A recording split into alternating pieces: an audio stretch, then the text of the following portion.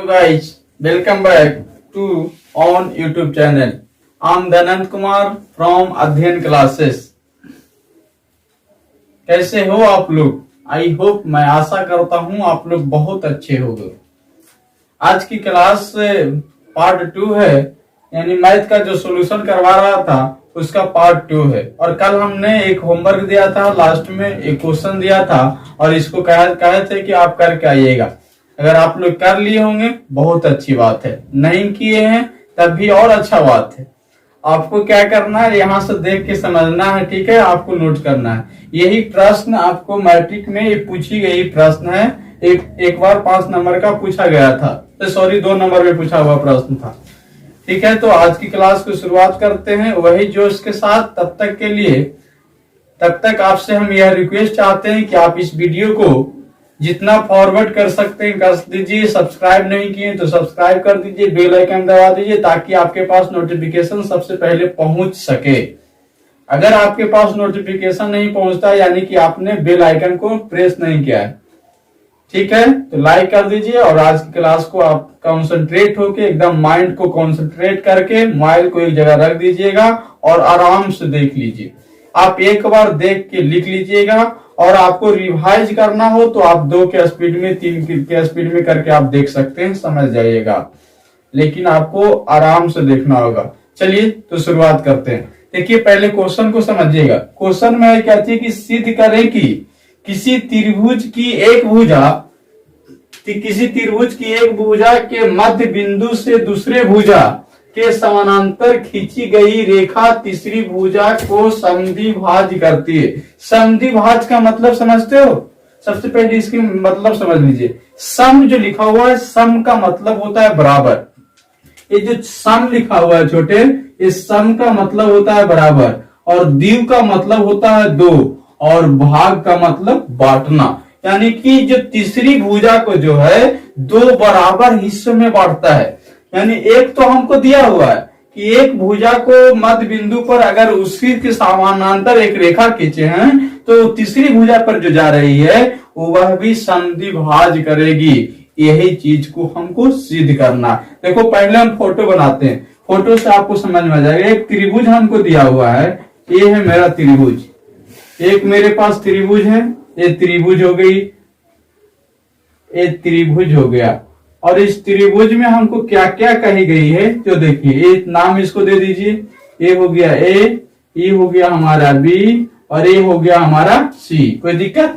अब कहता है कि सिद्ध करें कि किसी त्रिभुज की एक भुजा के मध्य बिंदु, कोई भी भुजा को आप ले लो, चाहे तो ए बी को ले लो, चाहे ए सी को ले लो, या तो आप बी सी को ले लो।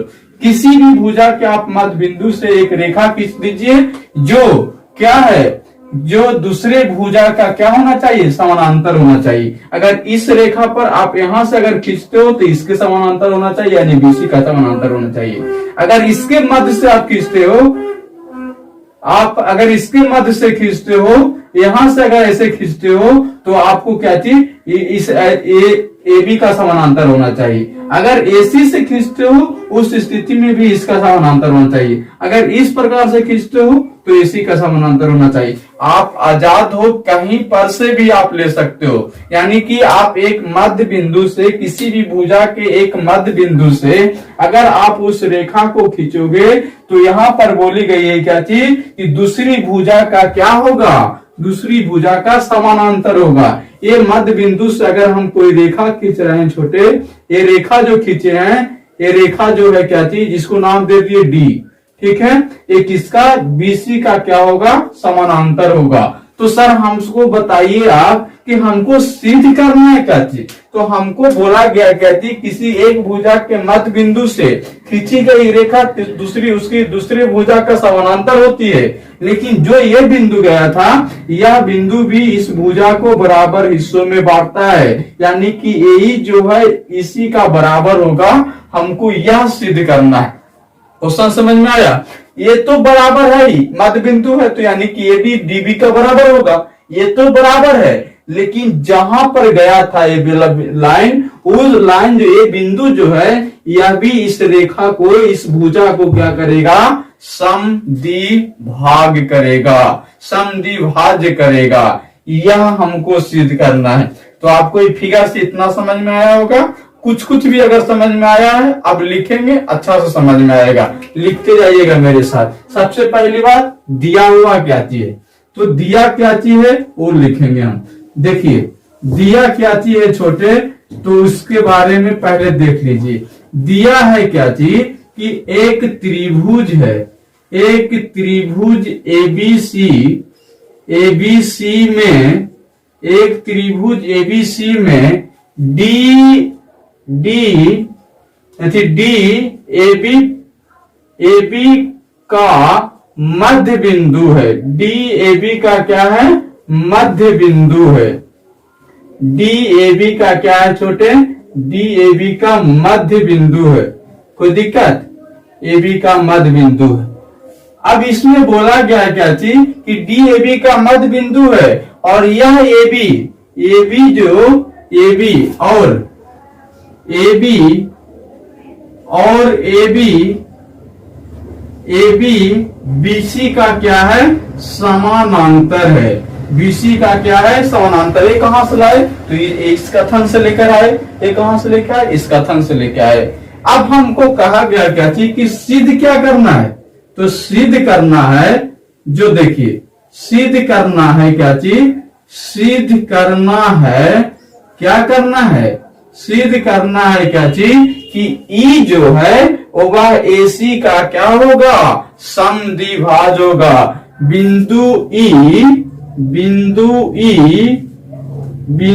ई जो है छोटे, बिंदु ई एसी का क्या होगा, समद्विभाज होगा। ये हमको सिद्ध करके दिखलाना है, क्या होगा, समद्विभाज्य होगा। याद रखना यही कथन हमको लाना है। अर्थात हम यह भी बोल सकते हैं, अर्थात क्या बोल सकते हैं, अर्थात मैं बोल सकता हूं छोटे कि एई जो है वह, एई जो है इसी का क्या होगा, बराबर होगा। ये भी बोल सकते हैं, एई जो है इसी का बराबर होगा। ये हमको सिद्ध करके लाना है। चलिए तो अब इतना चीज हमको दिया हुआ था, ये हमको लाना है, नोट कर दी। अब देखिए अब क्या चीज कि त्रिभुज एबीसी में, अब त्रिभुज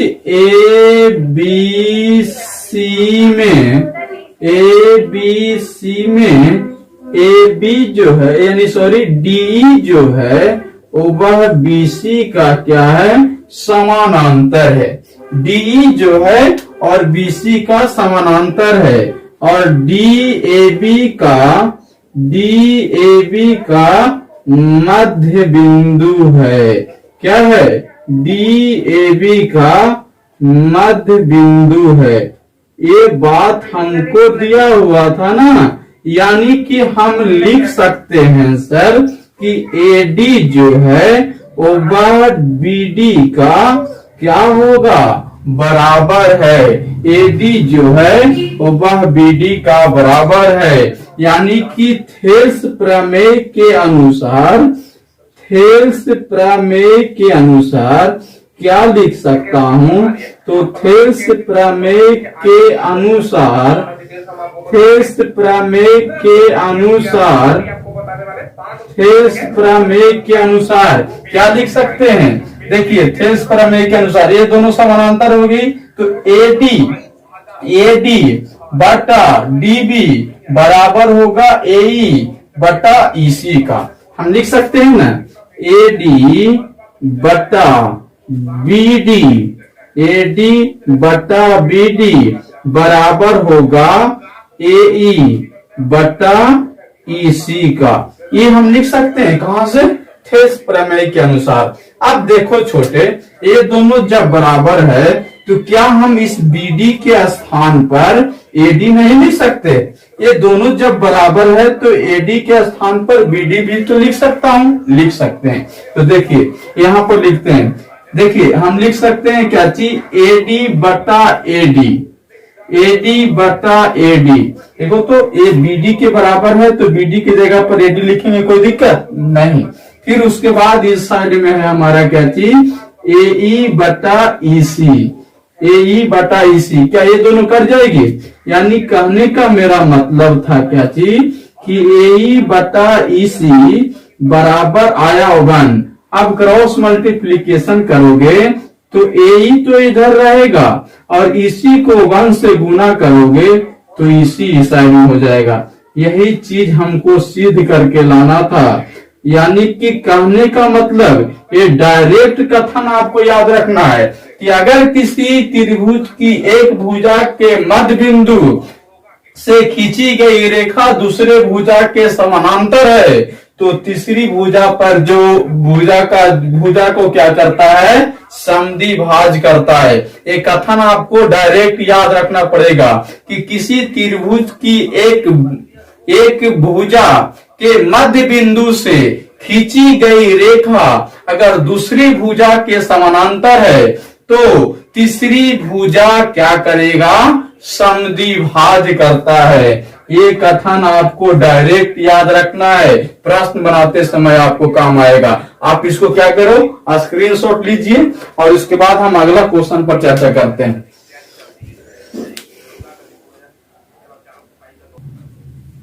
चलिए देखिए अगला नंबर प्रश्न, दूसरा नंबर प्रश्न, ये चौथा नंबर हम बता दिया आपको, ये है 5 नंबर। 5 नंबर में क्या चीज है जो देखिए आपको टिपिकल लगेगा, मैं उसी प्रश्न को कराऊंगा, सब नहीं करा सकता, सब उतना प्रश्न को हम नहीं करवा सकता, आपको खुद से करना पड़ेगा। इसमें क्या करना है, एक आकृति हमको दिया हुआ था क्वेश्चन में और इसमें हमको 2 बात सिर्फ दिया हुआ है कि LM पैरेलल है CB का, यानी कि LM पैरेलल है किसका, CB, ये CB का पैरेलल है। देखो हम लाल से डिनोट कर देते हैं, ये सिंगल वाला जो है ये इसका पैरेलल है। फिर उसके बाद बोला गया क्या थी कि LN जो है वो किसका पैरेलल है, CD का पैरेलल है। तो हमको लाना क्या चाहिए, हमको लाना है कि AM बटा AB, यानी AM बटा AB बराबर होगा AN बटा AD पूरा का। AM बटा AB बराबर होगा AN बटा AD का पूरा का। तो देखिए कैसे लाएंगे, हम क्या करेंगे, एक बार इस त्रिभुज में जाना है, पहला नंबर त्रिभुज ये हो गया ABC में, दूसरा नंबर त्रिभुज इसमें जाना है यानी ACD में जाना है। ये दोनों त्रिभुज में देखोगे क्या थी कि जब हमको एक समानांतर दिया हुआ है तो थेल्स प्रमेय के अनुसार हम क्या लिख सकते हैं, AM बटा पूरा AB बटा बराबर AL बटा AC पूरा, क्या बोले, थेल्स प्रमेय के अनुसार AM बटा पूरा साइड AB, AL बटा पूरा साइड AC। इसको बांध लेना समीकरण पहला। फिर इस त्रिभुज में जाओगे तो AN बटा AD, फिर किसको लोगे तो AL बटा AC इसको लोगे। तो इससे आपको क्या चीज मिल जाएगा कि ये वाला जो लाइन जो देख रहे हो दोनों में कॉमन दिखाई देगा, दोनों में दिखाई देगी यानी उभयनिष्ठ दिखाई देगा। तो ये तो कट जाएगी, बचेगा क्या चीज, यही चीज। तो हमको लाना था क्या चीज, यही चीज लाना। देखिए अब करता हूं क्या चीज हमको, पहला क्या जाना है तो त्रिभुज ABC में, त्रिभुज ABC में LM पैरेलल है किसका, BC का। ये हमको दिया हुआ है LM समानांतर है किसका, छोटे BC का। ये बात हमको दिया हुआ है इस त्रिभुज के अनुसार। जब इस त्रिभुज के अनुसार यह चीज दी गई है तो हम लिखेंगे क्या चीज, थेल्स प्रमेय के अनुसार, नहीं तो आधारभूत समानुपातिकता के अनुसार भी वही चीज आएगा, क्योंकि दोनों चीज को एक ही चीज बोलते हैं, पहला ही क्लास में बताया था हम।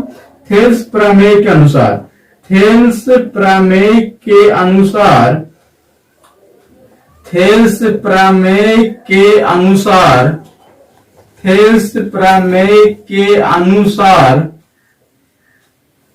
थेल्स प्रमेय के अनुसार क्या लिखेंगे, AM बटा पूरा side AB, AM A M बटा ए बी, ये पूरा लिए बाबू, पहले इतना लिया फिर पूरा लिया। हम आपको 6 महत्वपूर्ण पॉइंट याद करवाए थे, अगर वो बिंदु आपको याद होगा तो आपको कोई दिक्कत नहीं है समझने में, फटाफट समझोगे। ये हो गया बराबर ए एल बटा ए सी, ए एल बटा ए सी बराबर में क्या होगा, ए एल बटा ए सी, ए एल बटा ए सी। इसको आप क्या करो, समीकरण नंबर फर्स्ट मान लीजिए। ये हो गया हमारा समीकरण फर्स्ट। दूसरा नंबर में क्या करना है, इस त्रिभुज में जाना है, इसमें यानी कि ए सी डी में, यानी त्रिभुज ए सी डी में क्या दिया हुआ है, त्रिभुज ए सी डी में दिया हुआ है L N parallel C D, L N parallel यानी समानांतर किसका है छोटे, सी डी का। जब ये पैरेलल है छोटे, समानांतर है, तो थेल्स प्रमेय के अनुसार ए एन बटा ए डी बराबर ए एल बटा ए सी होगा ना। Yes sir. तो हम लिखते हैं क्या चीज कि थेल्स प्रमेय के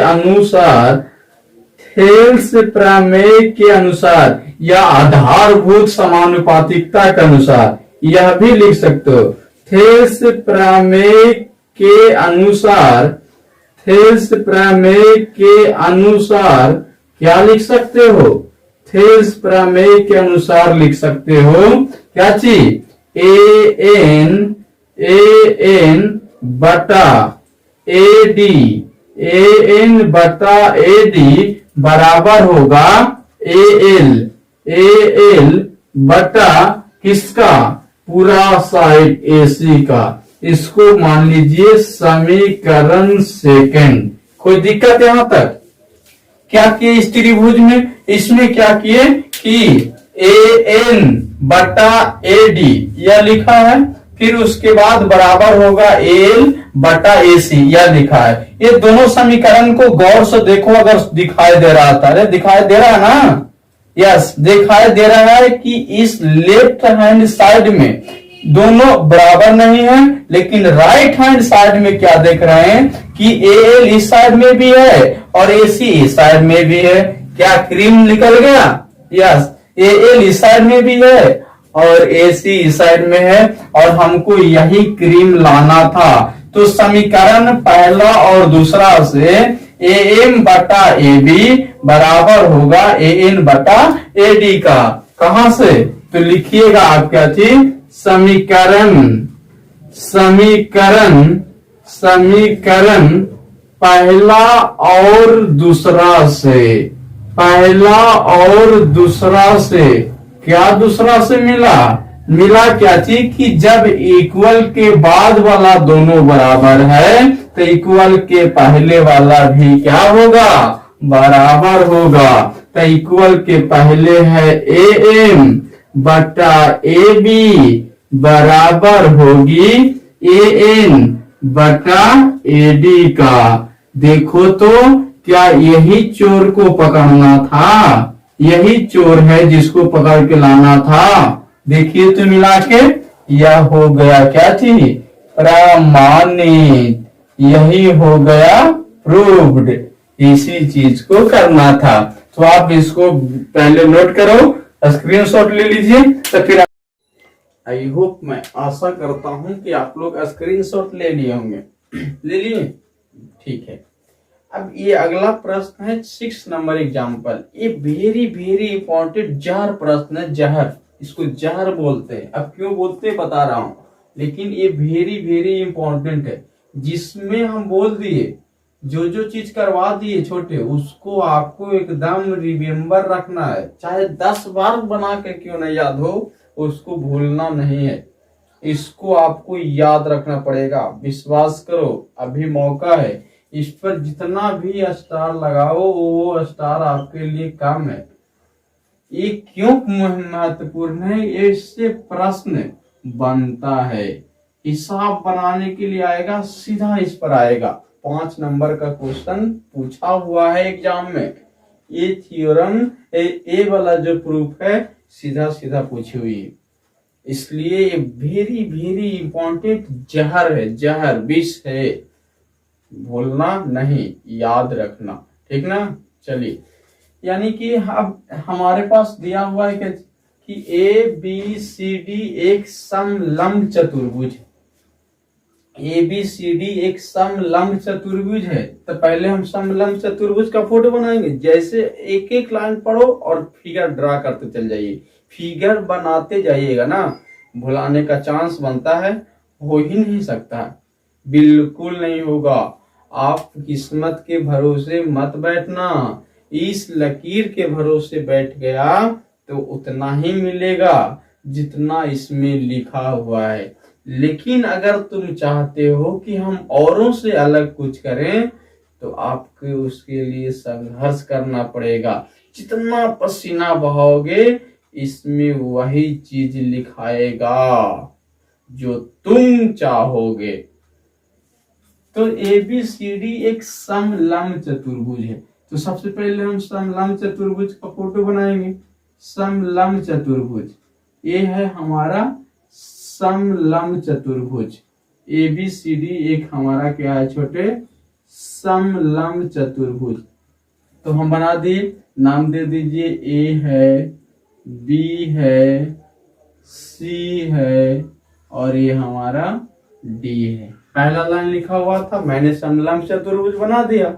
दूसरा लाइन का क्या थी कि जिसमें ए बी जो है वह डीसी का क्या है, समानांतर है। ए बी डीसी का समानांतर है। और इसमें बोला गया है क्या थी कि विकर्ण एक दूसरे को ओ पर प्रतिच्छेद करते हैं। यानी कि इसमें जो विकर्ण है, जो डायगोनल है, जब हम इसको ड्रा करते हैं तो वह एक दूसरे को किस बिंदु पर जाकर प्रतिच्छेद करती है, ओ बिंदु पर प्रतिच्छेद करती है। ये है हमारा क्या चीज, ये है हमारा इस समलंब चतुर्भुज का विकर्ण। ये क्या चीज है, समलंब चतुर्भुज का विकर्ण है। ये क्या है छोटे, समलंब चतुर्भुज का विकर्ण। और जो कहां पर जाकर प्रतिच्छेद करती है, ओ बिंदु पर प्रतिच्छेद करती है। तब हमसे बोला गया क्या चीज कि ए ओ बटा बी ओ, ए ओ बटा बी ओ बराबर होगा सी ओ बटा डी ओ। ए ओ बटा बी ओ बराबर होगा सी ओ बटा डी ओ का हमें सिद्ध करके लाना। तब इसको इतना आसान से तो नहीं कर सकते, हमें कुछ दिमाग लगाना होगा। क्या दिमाग लगाना होगा उस पर तो चर्चा करेंगे, हम जरूर करूंगा, क्योंकि ये बहुत इंपॉर्टेंट प्रश्न है। हम इसको ऐसा ही इग्नोर नहीं कर सकते, अनदेखा नहीं कर सकता, हम नहीं, तुम भी नहीं कर सकते हो। तब क्या करेंगे, सबसे पहले जो दिया हुआ है उसको नोट कर दीजिए।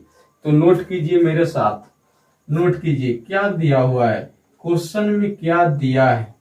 दिया है जो पहले आप इसको बता दीजिए कि क्या दिया है। तो देखो आपको पता चल ही गया होगा कि हाँ इस प्रश्न में क्या दिया हुआ है। इस प्रश्न में दिया हुआ है कि ए बी सी डी एक समलंब चतुर्भुज है। तो लिख देंगे हम कि ए बी सी और डी एक समलंब चतुर्भुज है, एक समलंब चतुर्भुज है। ये हमको क्या चीज किया हुआ है, क्वेश्चन में दिया हुआ है। ये क्या चीज है छोटे, क्वेश्चन में दी गई है, समलंब चतुर्भुज है जो हमें क्वेश्चन में दिया हुआ है। कोई दिक्कत नहीं। पहला चीज तो ये चीज हमको मालूम है, एक एक पॉइंट करके हम समझाऊंगा, जितना हो सकता है हमसे जितना बनेगा पूरा शक्ति लगा दूंगा समझाने में। परंतु जब तक नहीं समझ में आया तब तक मैं छोड़ने वाला नहीं हूं, मैं वादा करता हूं। आप कमेंट करके बताना नहीं समझ में आया तो, बेहिचक पूछना, नहीं बताया तो फिर कहना, बेहिचक आप पूछना। ये चीज दिया हुआ है जिसमें बोला गया है क्या चीज कि ए बी जो है छोटे, ए बी जो है वह बीसी का डीसी का क्या है, समानांतर है। ए बी जो है डीसी का समानांतर है और इसी में यही बात खाली नहीं बोली है, बोला है क्या चीज कि रेखा, कौन सा रेखा, रेखा एसी, रेखा एसी और रेखा एसी और रेखा बीडी, रेखा एसी और रेखा बीडी एक दूसरे को क्या करता है, एक दूसरे को ओ बिंदु पर क्या कर रहा है, प्रतिच्छेद करता है, एक दूसरे को ओ बिंदु पर क्या कर रहा है, प्रतिच्छेद कर रहा है। यह भी हमको क्वेश्चन में दिया हुआ है, ओ बिंदु पर प्रतिच्छेद करता है। जो कुछ भी दिया हुआ है आराम आराम से करना, हड़बड़ाना नहीं, समझाना मेरे दोस्त, समझ में आ रहा है। प्रतिच्छेद करता है, मैं एकदम आराम से चलता हूँ क्योंकि हम हड़बड़ाता नहीं, हम थोड़े थोड़े करके सिखाएंगे लेकिन सिखा कर रहेंगे। देखता है ना माँ को, घर में माँ क्या करती है, छोटे बच्चे को थोड़ा सा और खा लो, थोड़ा सा और करके, थोड़ा करके, पता ना माँ उसको कितना खिला देती है, बच्चा को पता भी नहीं चलता। वही काम थोड़ा करके मैं तो आपको पूरा सिखा दूंगा, थोड़ा करके, थोड़ा करके। आपको समझने पर खाली फोकस करो, आप प्रैक्टिस घर पर करो, कुछ भी आपसे बाहर नहीं जाएगी। इतना चीज हमको क्वेश्चन में दिया हुआ था, मैंने इसका काम कर दिया। अब हमको दूसरी लाइन सिद्ध क्या करना है, तो सिद्ध करना है छोटे, क्या सिद्ध करना है, लिख देता हूं। क्या करना है छोटे, सिद्ध क्या करना है, लिखो कमेंट में। अरे लिखो ना भाई, मेरा बात भी तू मानता नहीं है। क्या सिद्ध करना है, सिद्ध क्या करना है, लिखो ना कमेंट में। लिखने में आप लोग पीछे मत हटना, जो बोलता हूं उसको आपको मानना पड़ेगा। जो हम कहते हैं वो मान लिया ना, तब फिर आपका कोई भी तकलीफ नहीं रहेगा। एओ जो है, एओ बटा बीओ बराबर है सीओ बटा डीओ का, ये हमको सिद्ध करके लाना है। हैव यू एनी प्रॉब्लम, कोई समस्या नहीं। अब इसके बाद अब हम कहेंगे कि सर हमको एक होगा कैसे। अब यहाँ से प्रश्न उठती है कि सर हमें ये लाएंगे कैसे, ये वाला चीज। तो लाएंगे कहाँ से लाएंगे, हम इसके लिए कुछ लड़ाई करूंगा। अब जरा मना थोड़ा बहुत जरा मना छीना छोरी करूंगा तब हो जाएगी। अब कहेंगे छीना छोरी कैसे करेंगे सर, किसको मारूंगा, किसको पीटूंगा। हम एक कंस्ट्रक्शन करेंगे। कंस्ट्रक्शन क्या करेंगे कि एक ऐसी रेखा खींचें जो ओ से गुजरे, एक ऐसी रेखा खींचे जो ओ से गुजरे और ए बी का क्या हो, समानांतर हो, या डीसी का समानांतर हो, कोई एक का समानांतर होनी चाहिए। ठीक है, तो एक रेखा खींचेंगे जो ओ से गुजरेगी और इसको ए बी या फिर डीसी का क्या होगा, समानांतर होगा। ये अपनी मन से कंस्ट्रक्शन करूंगा, रचना करूंगा। कोई दिक्कत समझ में आया? Yes sir. तो आप इसको लिखेंगे। पहले देखो हम क्या करता हूँ, रचना में क्या करता हूँ, पहले फिगर में समझा दो ना। यस सर, फिगर में समझा दे पहले। Yes sir. देखो मैं एक कंस्ट्रक्शन कर रहा हूँ, यहाँ से एक रेखा खींच रहा हूँ, डॉट डॉट करके एक रेखा खींच रहा हूँ जो कहाँ से होकर गुजर रहा है छोटे, तो आप बोलोगे सर ओ से होकर गुजर गया। कहाँ से होकर गुजरा, ओ से। और इस बिंदु को हम नाम दे देते हैं क्या चीज, इसको नाम दे दिए ई, और इसको नाम दे देता हूँ क्या चीज, इसका नाम दे देता हूँ एफ। यानी कि एफ एक ऐसी रेखा खींचे हैं जो ओ से होकर गुजर रही है और ए बी का क्या है, समानांतर है। तो इसको लिख दीजिए, जैसे बोले हैं वैसा ही लिख दीजिए कि एक EF एक ऐसी रेखा है, EF एक रेखा है, EF एक रेखा है जो EF एक रेखा खींचे हैं, ऐसे लिखो ना। EF एक ऐसी रेखा खींचे हैं, EF एक रेखा, सॉरी ऐसे लिखिए, EF एक ऐसी रेखा खींचे हैं ऐसी रेखा खींचे हैं, ऐसी रेखा खींचे हैं जो, खींचे हैं जो, जो ओ से होकर गुजर रही है, जो ओ से गुजर रही है, जो ओ से गुजर रही है, ओ से गुजर रही है, गुजर रही है, और ओ से गुजर रही है, और और क्या है छोटे, और ई एफ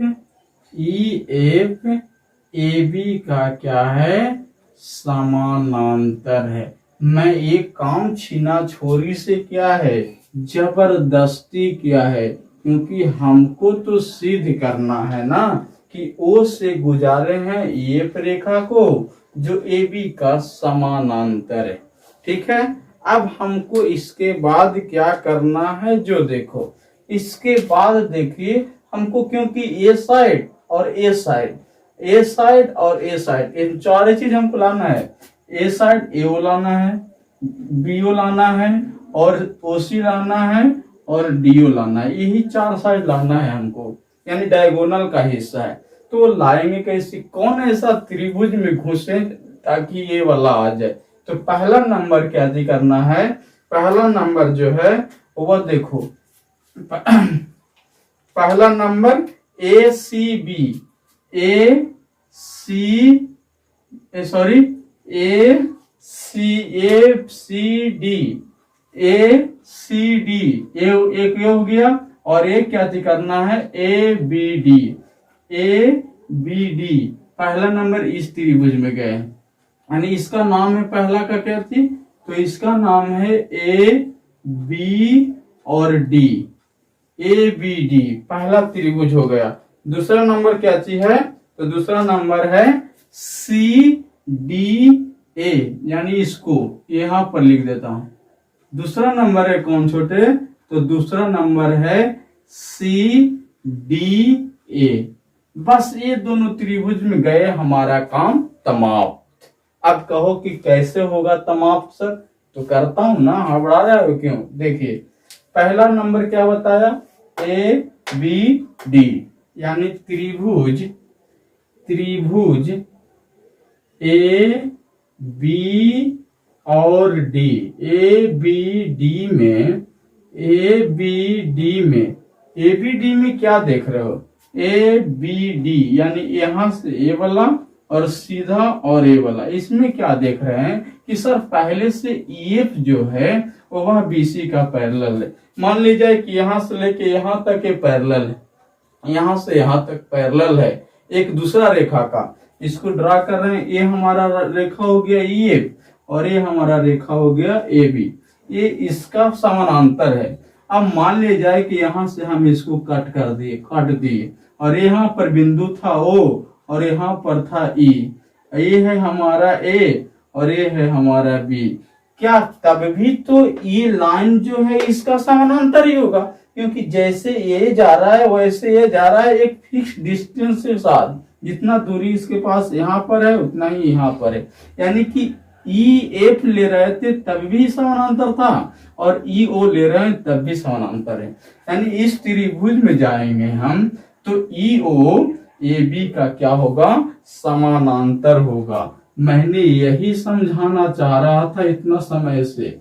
आई होप, मैं आशा करता हूं कि आपको समझ में आ गया होगा। अगर AB EF जो है AB का पैरेलल था तो EO भी AB का पैरेलल होगा। देखो EF AB का समानांतर था तो EO भी AB का समानांतर होगा। मैं यह कहना चाहता हूं।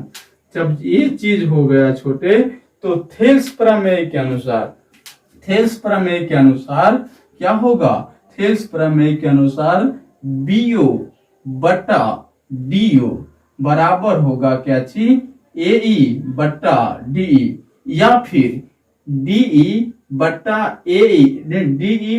AE बराबर होगा DO बटा BO। सुनना ध्यान से, हम क्या बोले, इतना सा साइड यानी DE बटा इतना सा साइड यानी ई ए बराबर होगा यहां से लेके यहां तक डी ओ बटा ओ बी का बराबर होगा।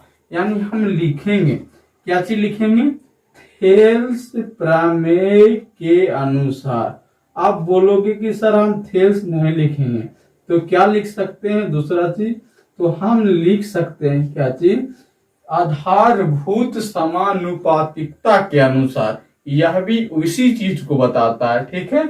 एक आधार पर स्थित एक समानांतर रेखा पर स्थित कोई भी त्रिभुज एक समान अनुपात में विभाजित होता है, ये कहने का मैं बात कर रहा हूं। तो यानी थेल्स प्रमेय के अनुसार क्या हमको मिला, तो थेल्स प्रमेय के अनुसार हमको यह ज्ञात हो गया, क्या ज्ञात हो गया, ज्ञात हुआ कि डी ई बटा ई ए यानी ए ई क्या लिखें, डी ई अब बटा ए ई बराबर होगा डी ओ बटा बी ओ, डी ओ बटा बी ओ के बराबर होगा। कहां से छोटे, तो थेल्स प्रमेय के अनुसार ये बराबर होगा। इसको हम क्या करेंगे, इसको हम मान लिए समीकरण नंबर फर्स्ट। इसको क्या मान लिए हम, समीकरण नंबर फर्स्ट मान लिए। उसके बाद हम दूसरा त्रिभुज क्या कहे थे, सी डी ए, यानी C D A, C D A, C D A, C D A में क्या करेंगे, इसके पहले अगर हम यहां पर बताना चाहता हूं कि सिंस, हम एक बात बताना चाह रहा हूं आपको कि सिंस क्या चीज, ईएफ जो है वो वह ए बी का पैरेलल है। ये बात तो हम कंस्ट्रक्शन से यानी रचना से किए थे कि ईएफ जो है वो वह ए बी का क्या है, पैरेलल यानी समानांतर है। और एक चीज और है, एक चीज और क्या चीज है क्वेश्चन में कि ए बी जो है डीसी का पैरेलल है, यानी ए बी जो है वो वह किसका पैरेलल है छोटे, डीसी का पैरेलल है ना। तो क्या जब ए बी जो है ये के पैरेलल है और यहाँ ए बी डीसी के पैरेलल है, तो क्या यह डीसी ईएफ के समानांतर नहीं होगा, ए बी यहाँ ईएफ के समानांतर था, यहाँ ए बी डीसी के समानांतर है, तो क्या डीसी ईएफ के भी तो समानांतर होगा ना, आपस में तीनों समानांतर होगा। यही चीज को मैं समझाना चाह रहा था और इसको लिखता हूं।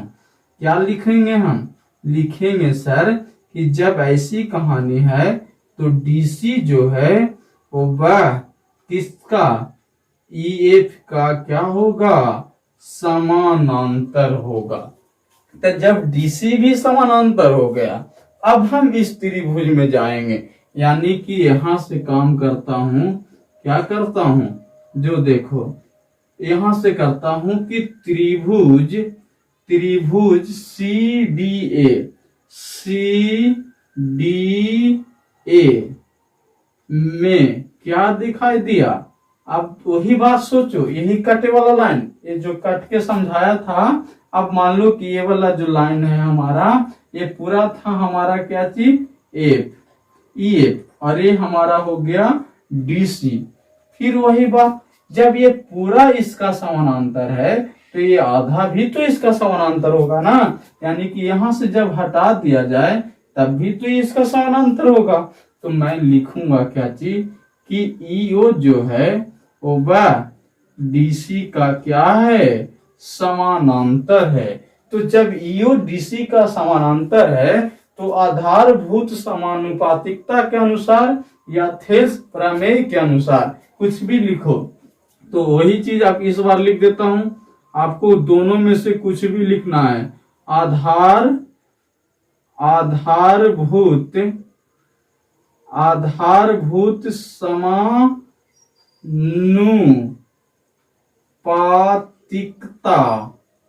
समानुपातिकता के अनुसार क्या होगा, के अनुसार क्या होगा। तो देख रहे हैं सर क्या चीज कि जब एक कहानी आप बताए, इसको समझाने के लिए बताया था, इसको आपको नहीं बनाना है, ठीक है। क्या होगा कि देखिए सर कि EDC में गए आप, तो सर यहां पर हम कर सकते हैं क्या चीज कि DE बटा AE क्या होगा, CO बटा AO के बराबर होगा। यानी कि हम क्या बोले, तो बोले क्या चीज कि सर आप बोले कि DE, तो DE बटा AE, DE बटा AE बराबर होगा CO बटा AO के बराबर होगा। यही बात मैं समझाना चाह रहा था। यानी कि अब ये दोनों चीज हमको मालूम हो गया। इसको कर देता हूं समीकरण नंबर 2। अब देखो क्या दोनों को मिलाओ निमन से। इस साइड में DE और AE, इस साइड में भी DE और AE। तो समीकरण पहला और दूसरा से क्या होगा कि DO बटा BO और CO बटा AO दोनों बराबर होगा। जब एक साइड बराबर है दूसरा साइड भी बराबर होगा। तब लिखेंगे हम क्या चीज, तब लिखेंगे कि समीकरण समीकरण समीकरण पहला और दूसरा से हमको क्या पता चल गया, तो हमको पता चला कि यहां से होगा DO बटा AO बराबर होगा क्या चीज का, CO बटा AO का। यहाँ क्या था, AO बटा BO, AO बटा BO क्या लिख दिया यहाँ पर, ये BO ना छोटे, यहाँ था BO, ये B है BO। यहाँ हमको लाना है AO बटा BO, लेकिन आया है DO बटा BO। यहाँ लाना है CO बटा DO, तो यहाँ आया है CO बटा AO। अब देखो यहाँ पर हम समझाता हूँ। यहाँ लिखा हुआ है 2 बटा 3, यहाँ लिखा हुआ है 4 बटा 5। अब बताओ कि ये हम जब भी क्रॉस मल्टीप्लिकेशन करते हैं तो ये दोनों को करता हूं, यानी फिर इसको करता हूं, यानी हर हाल में अगर 5 को भी यहाँ पर रख दें, 2 को यहाँ कर दे तब भी 2 गुना 5 ही होगा। अगर 3 को इस 4 की जगह पर कर दे, 4 को 3 की जगह पर कर दे तब भी 4 गुना 3 ही होगा। तो क्या हम DO को AO की जगह पर लिख दें और AO को DO की जगह पर लिख दें, उस स्थिति में भी तो इसी का गुना होगा। ये वाला लाने का मतलब है हमको क्या चीज, ये लाने का मतलब है कि AO जो है वह DO का गुना बराबर CO जो है वह BO का गुणनफल के बराबर होगा। यही चीज तो यहाँ पर है। तो क्या यही चीज यहाँ पर सही है ना, AO गुना DO, यानी AO गुना DO, ये दोनों को गुना करेंगे तो अच्छा, इधर है CO गुना BO, यानी CO गुना BO, यही चीज ना है। तो क्या हम इसको इस अनुसार से लिख दें, इस अनुसार से DO की जगह पर लिख दे AO, यानी AO बटा क्या चीज BO बराबर होगा CO बटा AO का। हमको यही चीज लाना था। कोई दिक्कत समझने में, बहुत आराम से समझाया हूं, आप इसको इग्नोर मत करना छोटे। आपको इसको पहले एक बार देख लीजिए, बाद में दोबारा आप वीडियो देखते हैं। प्ले लिस्ट में सब वीडियो लाइन से सरिया के कर दिया हूं, आप उसको 2 पॉइंट पर स्पीड करके कान में लगा के आराम से 2-3 बार सुन लेना। 2-3 बार स्पीड आप बढ़ा के, जैसे 1 पर 2 पर करके आप सुन लेना, फटाफट बोलूंगा समझ में आ जाएगा आपको। तो इसको आप पहले लिखो। अगला नंबर जो एग्जाम्पल है हूबहू इसी पर है, तो हम उसको अभी बताता हूँ। तो पहले आप इसको लिखिए, हम साइड हट जाता हूँ। जल्दी लिखो, जल्दी लिखिए। और अगला नंबर एग्जाम्पल हम बता देता हूँ यहीं से, क्वेश्चन नहीं लिखूंगा, यहीं से बता दूंगा। इसी पर हूबहू प्रश्न है वो। आप अभी वीडियो को पॉज करके स्क्रीनशॉट लीजिए।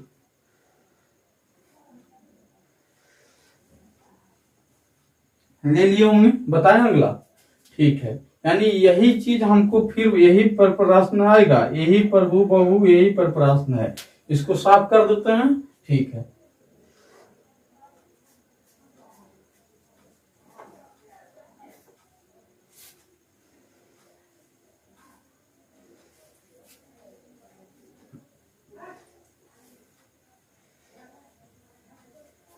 आपको नहीं समझ में आए तो आप बेहिचक कमेंट कीजिए। हम इसके लिए ही जीवित हैं, हमको कुछ नहीं करना है, हमको इसके अलावा और कुछ भी नहीं आता है, हमको पढ़ाने के अलावा और कुछ भी नहीं आता है। अगर हल्का फुल्का हमसे हो जाए मिस्टेक तो मैं खुद आपसे माफी मांगने के लिए तैयार हूँ, हमेशा माफी मांगता हूँ, क्षमा कर देना, ठीक है। देखिए आप लेकिन सब्सक्राइब अभी तक नहीं ना किए हो, बताओ कितना गलत काम करते हो। शेयर नहीं किए हो, शेयर कीजिए प्लीज, सब्सक्राइब कीजिए, हमारी मोटिवेशन को बढ़ा दीजिए। चलिए अगला नंबर प्रश्न में इतना ही मैं बता देता हूँ। हमको पास है क्या चीज कि दिए गए चित्र में एक चित्र दिया हुआ है, वो चित्र है क्या चीज, तो पहले चित्र बना देता हूँ। देखो एक चित्र दिया गया है, इस प्रकार का वो चित्र है, इस प्रकार का एक चित्र है, और इस चित्र में क्या किया गया है जो देख लीजिए। इस चित्र में है क्या चीज कि ये है हमारा ए, और ये है हमारा बी, और ये है हमारा सी, और ये है हमारा डी। कोई दिक्कत? इसमें ये हमारा विकर्ण है, ये क्या चीज हमारा छोटे विकर्ण है, जो ओ पर जाकर क्या कर रहा है, प्रतिच्छेद कर रहा है। ये हमारा ओ पर जाकर प्रतिच्छेद कर रहा है। इसमें बोला गया है क्या चीज, इसमें पहले से बोल दिया गया है। 7वां नंबर प्रश्न है, कितना नंबर है, 7 नंबर। इसमें हम सिर्फ क्वेश्चन नहीं लिख रहा हूँ, बता रहा हूँ डायरेक्ट। इसमें बोल दिया गया है क्या चीज कि ए बी जो है वह किसका, डीसी का समानांतर है। ए बी जो है डीसी का समानांतर है, पहले ही बोल दिया गया है। और इसमें फिर और क्या चीज दिया हुआ है कि ओ ए जो दिया हुआ है, लिख देता हूं, ओ ए जो है वह है 3x माइनस 19। फिर उसके बाद ओ बी कितना है, ओ बी भी दिया हुआ है, ओ बी दिया हुआ है कितना, x माइनस के 4। फिर उसके बाद हमको दिया हुआ है ओसी कितना दिया हुआ है, तो ओसी दिया हुआ है x माइनस 3। और फिर उसके बाद क्या चीज दिया हुआ है, ओडी दिया हुआ है हमको कितना, तो ओडी दिया हुआ है खाली 4। और इसमें पूछा है क्या चीज कि बताओ कि x का मान कितना होगा, बस और कोई चीज नहीं पूछा है हमसे, इतना ही पूछा है। अब देखिए हम क्या करेंगे, अब सीधा ये फॉर्मूला है, याद एकदम हो जाना चाहिए कि ए ओ बटा सी, ए ओ बटा बी ओ बराबर होगा ए ओ सी ओ बटा ए ओ बटा बी ओ बराबर होगा, यहाँ सॉरी डी ओ ना हो जाएगा, यहाँ पर भी तो स्थान चेंज हो जाएगा ना, कमेंट करके आप बताइए, यहाँ डी हो जाएगा। ये फॉर्मूला पर सीधा है।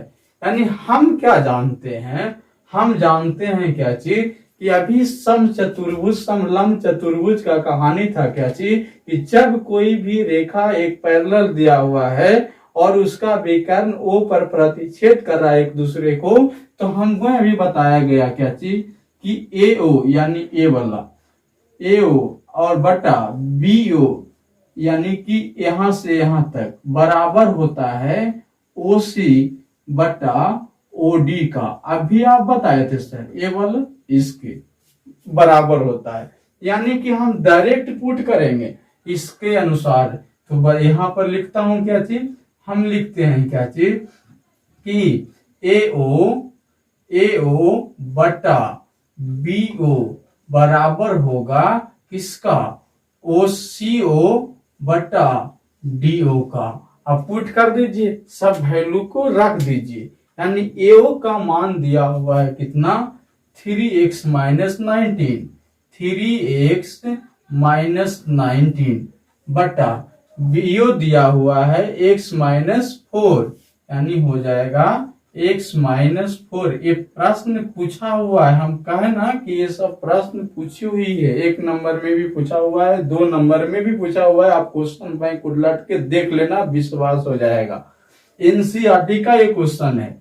सीओ कितना है, x माइनस के 3, x माइनस 3। और फिर क्या चीज है, ओडी कितना है, तो ओडी सिर्फ 4 दिया हुआ है। अब इसको हम इवेल्युएट करते हैं, इवेल्युएट कर देता हूं, इसका मान निकालना है x का, नहीं निकलेगा तुमसे, जल्दी निकाल के x का मान बताओ हमको, आपको जल्दी बताइए हमको इसका आंसर, आप फटाफट बताओ हमसे अभी के अभी, ठीक है, बताइए। देखिए क्रॉस मल्टीप्लीकेशन करेंगे तो क्या होगा कि इसको इससे गुना करेंगे, यानी कि होगा क्या चीज कि 4 को हम 3x माइनस 19 बराबर इसको इससे गुना करेंगे, यानी x minus 3 into x minus 4 ये होगा। अब देखो 4 को 3 से गुना करोगे कितना होगा, बताओ फटाफट लिखिए ना कमेंट में, समझ में आ रहा है ना। 1976 बराबर x को x से गुना कीजिएगा तो x स्क्वायर, यहां से -3 इंटू एक्स यानी हो जाएगा 3x माइनस 3x, और यहां पर हो जाएगा x गुना -4 यानी -4x। तो -3x और -4x कितना होता है, -7x। ये हो गया कहानी। फिर उसके बाद बचा क्या चीज, तो बचा सर हमको क्या चीज 3 गुना -4 यानी -3 था तो माइनस माइनस प्लस हो जाएगा, 3 इंटू 4 12। आप इसको अलग से गुना करोगे यही आएगा। समझा देता हूं यहाँ पर फिर से, पहले x को गुना करूंगा किसमें, x -4 में, फिर उसके बाद -3 को गुना करूंगा किसमें, तो -3 को भी गुना करूंगा x -4 में। ठीक है, यानी x into x square minus x into minus है तो माइनस आ गया, इसके आगे plus minus plus minus x into 4x, फिर यहाँ माइनस यहाँ प्लस माइनस होगा 3, यहाँ 1 है 3 होगा, x गुना x, 3 कहां से लाए, खाली 3 था ना, x नहीं था, 3 यहाँ x है तो x हो जाएगा, माइनस यहाँ भी माइनस है प्लस हो जाएगा, 3 इंटू 4 12 यानी यहाँ हो गया x स्क्वायर और -4x और -3x -7x, और यहाँ हो जाएगा +12। यही चीज लाया था ना हम। यस, अब इसके बाद क्या करो कि 12x को इस साइड ले जाओ, 76 को भी इस साइड ले जाओ, यानी कि इस साइड में हमको बच जाएगा खाली 0। अब देखो x स्क्वायर तो पहले से पड़ा था, ये रह जाएगा। फिर देखो 12x इधर प्लस में था, इधर जाएगा तो माइनस में हो जाएगा, यानी -12x और -7x कितना होगा बताओ, माइनस के 19x होगा ना। फिर उसके बाद इधर प्लस में 12 है, 76 माइनस में इधर जाएगा तो प्लस में हो जाएगा, तो 76 और 12 कितना होगा जोड़ के बताओ, 88, प्लस का 88 होगा, प्लस का 88। यानी कि हम इसको पहले सीधा लिख लो, x स्क्वायर माइनस 19x और प्लस 88 बराबर 0। अब इसको आप तोड़िए, इसको 2 भाग में इसको तोड़िएगा तो क्या होगा, 2 भाग में तोड़िएगा तो क्या 11 गुना 8 नहीं कर सकते, बिल्कुल कर सकते हैं सर। यानी x स्क्वायर माइनस के 11x और माइनस के 8x करते हैं तो होता है माइनस के 19x, और गुना करते हैं तो प्लस के 88x स्क्वायर होता है बराबर 0। यहां से हम क्या करेंगे, x को बाहर निकलेंगे तो x -11 बचेगा, यहां से -8 को बाहर निकालेंगे तो x -11 बचेगा, ये हो गया 0। फिर उसके बाद क्या करना है छोटे, ये दोनों बराबर है यानी कॉमन है, तो एक तो पहले से कॉमन निकल गया, और फिर उसके बाद x -8 बच गया बराबर के 0, यानी कि x -11 बराबर भी 0 है और x -8 बराबर भी 0 है। तो यहां से हमको क्या देख रहे हैं कि x का मान 11 भी होगा और x का मान 8 भी होगा। यही है तुम्हारा आंसर। x का मान 8 रखने पर भी यह समीकरण 0 होगा, 11 रखने पर भी 0 होगा। तो आपको समझ में आ गया होगा। अब इसके बाद इसमें और भी प्रश्न है, आपको बनाना है, फिर हम अगले क्लास में लेके आएंगे। अगला प्रूफ ही है, 7 तक मैंने करवा दिया है, आगे आपको बताते रहना है। कमेंट में लिख के बताना। अगला होमवर्क है 8 से 12 पति जितना है पूरा, और आपको कमेंट में लिख के बताना है कि सर हमको ये नहीं बना, बताना है हमको पूरा। फिर उसके बाद एक नए क्लास के साथ मिलते हैं। वीडियो को लाइक और सब्सक्राइब करना नहीं भूलना, और वीडियो को शेयर कीजिए। फिर उसके बाद एक नए टॉपिक के साथ, अगला एग्जाम्पल के साथ मिलते हैं। तब तक के लिए बाय, थैंक यू।